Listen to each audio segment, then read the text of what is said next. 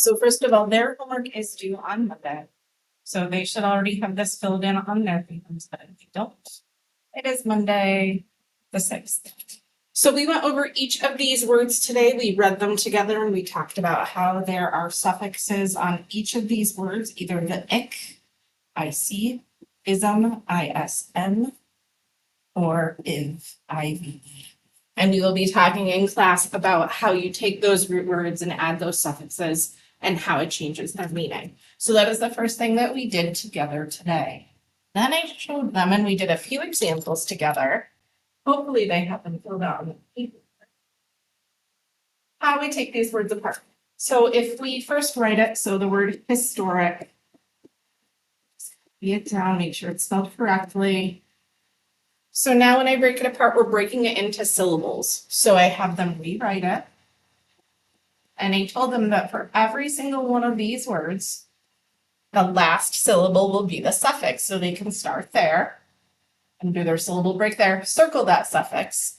And then they take the rest of the word and they put it into syllables. So we've got his, tor, ic. And then however they want to show their vowel, they can highlight it if they want to, if they have a highlighter, or I usually put a little V above or below it. So I is our vowel in the first syllable, his, and then it's actually an R-controlled vowel because the O is the vowel, but it controls that R to make the or sound. So that is how we show a vowel in the second syllable, and then we have our suffix for the ending syllable. For our second word, we have, let's go back up. We have dramatic. So again, if we write the word here, dramatic, and then when we rewrite it, and if they need more space, they can always use a piece of loose leaf too. They find that last syllable that is their suffix, ic again, and then they would split up. So draw, nat, pick. And you've got your vowel, and then your suffix. So that's how they break those up. If they need help, I'm always available in the morning when they first come in. And during study hall time, I encourage them to come and see me. And then the other thing that we did do together today is the word sort. We talked about how nouns are a person, place, or thing, how verbs are an action, and how adjectives describe a noun. So we talked about the word historic and how if I used it in a sentence, my house is very old, so we call it a historic house. Well, it is describing my house, which is a thing. So if it describes a noun, we would write it under adjective.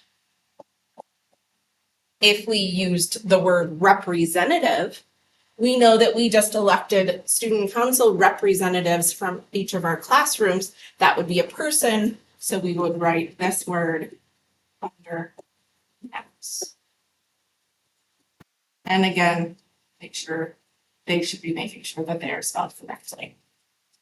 The next part is pretty self-explanatory. It's getting that practice in 5 times each.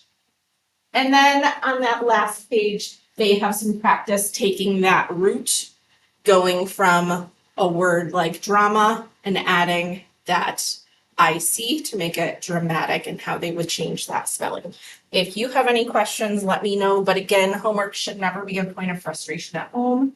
If it becomes a struggle and we start arguing and having conflict, just send me a note, let me know, or they can come see me in the morning and we will work on it together.